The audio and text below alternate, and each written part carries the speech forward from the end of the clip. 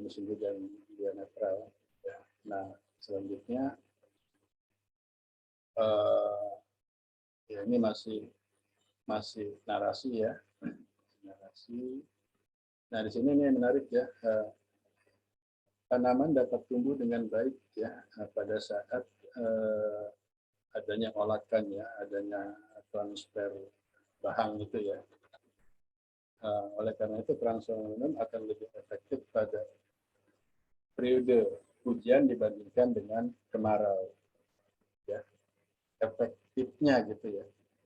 Jadi efektifnya dia pada periode musim hujan, transfer momentum ya, dibanding pada musim kemarau. Begitu. Ya. Nah, kalau tadi saya katakan kalau apa di musim kemarau kan penerimaan radiasi intensif ya, sehingga banyak terjadi golakan. Sebenarnya itu kan banyak terjadi transfer momentum. Ya. Nah, nah, dari sini dihasilkan ya dari hitung-hitungan ini nih ya, hitung-hitungan transfer momentum ya dari parameter D, diagonal dan bintangnya. Ya, ini kan diperoleh memang di bulan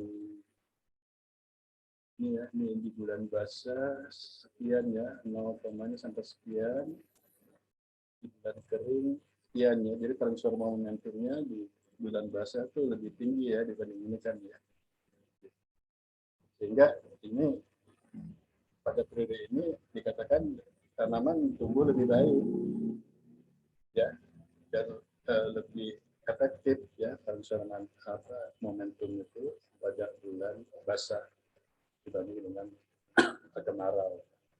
Ini hasil hitungan tadi ya, transfer momentumnya. Makanya kan kalau di bulan agak basah ya, walaupun gerakan kurang ya, tapi kan kita lihat ya tanaman itu lebih segar gitu ya, hijau dibanding ketika kering ya. Kering ya, memang kan pasti banyak gerakan ya, angin kencang ya, tapi biasanya daun-daun itu ya, daun tanaman itu juga ada yang mengerinya segala macam. Oke, nah jadi ini rangkumannya saja ya. Pola cuaca harian ya, baik radiasi, hujan, suhu, cuaca angin, ini mengalami fluktuasi setiap harinya. Profil udara kemarin pada 3 ketinggian pengukuran mengalami gradien yang kecil. Ya. Gradien sifat atmosfer dengan ketinggian bervariasi dalam waktu dan keakuratan sensor yang tidak cukup tinggi menyebabkan gradien tidak terdeteksi ya, terutama pada kondisi netral. Stabilitas atmosfer yang stabil lebih banyak terjadi pada periode musim hujan. Periode musim hujan lebih banyak stabil, ya. Sedangkan tidak stabil ya di musim kemarau. Tadi kan saya ceritakan ya, tidak stabil itu pastilah ya, tandanya itu ada buoyancy gitu, golakan ya. Ini kan terkait dengan radiasi yang diterima oleh bumi ya pada kedua periode ini. Nah, kemudian ini tadi ya, parameter kekasapan bervariasi terhadap kecepatan angin, kemudian pada musim hujan cenderung lebih tinggi ya tadi nilainya yang ini dibanding ini. Kemudian KM berubah terhadap ketinggian nilai KM. Kemudian transfer momentum bervariasi terhadap ketinggian dan periode musim lebih tinggi ya nilainya ini. Ya, maka dikatakan akan lebih efektif ya di periode hujan dibanding dengan kemarau. Nah, yang terakhir, selain rata-rata transfer bahan pada kondisi atmosfer stabil lebih tinggi ya, dibandingkan dengan atmosfer yang stabil, hal tersebut berarti terjadi transfer bahan ke lapisan udara di atasnya, sehingga suhu permukaan tanaman dapat dijaga pada kondisi optimum. Nah, hal inilah yang menyebabkan proses fisiologi tanaman dapat berlangsung secara optimum. Iya, jadi kira-kira ini bahasan kita tentang teori, ya, teori stabilitas atmosfer, ya, maupun pengaruh kekasapan permukaan ya, terhadap transfer momentum. Ya. Nah, di prakteknya nanti yaitu akan kita hitung, ya, kita hitung kalau ini adalah hasil studi kasus tahun 2011, kalian kan akan menghitung nanti studi kasus di tahun 2013.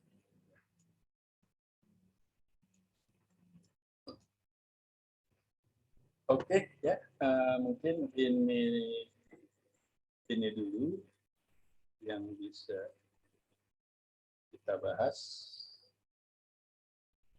ya. Ada pertanyaan nggak? Barang. Ingin bertanya Pak. Ya, silakan. Ingin bertanya Pak, untuk kasus stabilitas atmosfer. Jadi bagaimana mendapatkan nilai stabilitas rata-ratanya Pak? Terutama di nilai range RP-nya Pak. Siap, terima kasih Pak. Iya, jadi kan nanti nilai RT-nya itu dihitung berdasarkan ini ya, masih muncul nggak nih paparan saya? Ya, masih Pak. Iya, nah nanti RI ini ya pertama-tama kan kita harus punya data, ya. Kan di sini ya, ini kan do theta per do jet, ya, do theta per do jet, ya. Jadi gravitasi dikalikan dengan penurunan suhu terhadap ketinggian, ya, dibagi dengan ya suhu absolut ya pada ketinggian ZA, ya, ZA-nya itu nanti kurang lebih pada ketinggian 7 meter, ya, dikalikan dengan penurunan angin terhadap ketinggian dikuadratkan. Nah, ini kan harus kamu siapkan dulu parameter ini. Kalau ini konstanta, ya, ini nanti ada ya di ketinggian 7 meter.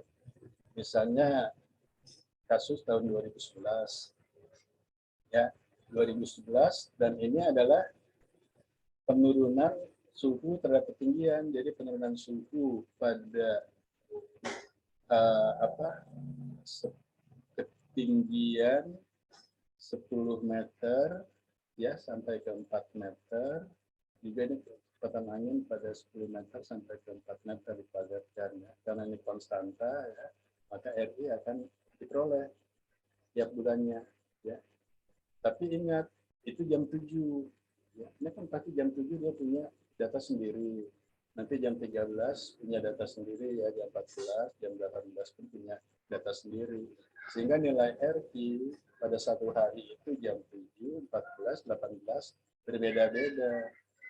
Umumnya sih yang jam 7 itu ya udara itu masih stabil.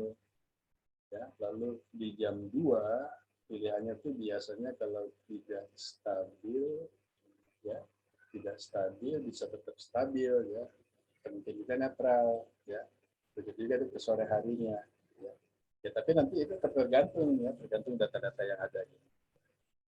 Jadi nanti diperoleh, ya, dalam 3 kriteria ini, maka dikatakan netral kalau ini, ya, RI dari hasil hitungan ini plus minus 0,01.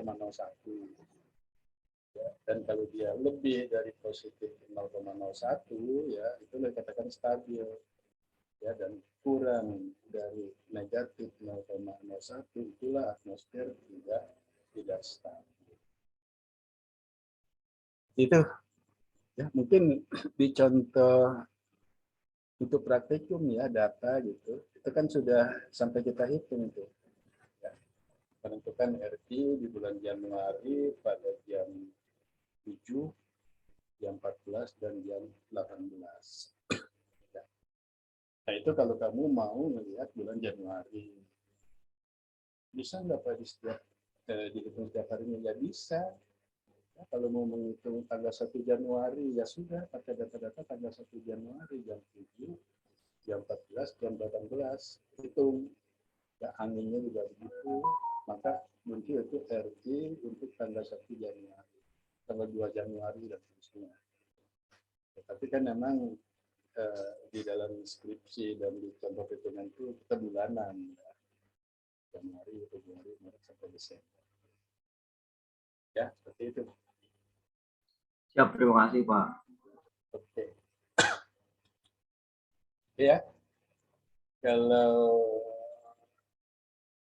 tidak ada lagi, ya, saya akan tutup dulu, ya, pertemuan untuk yang ini. Saya akan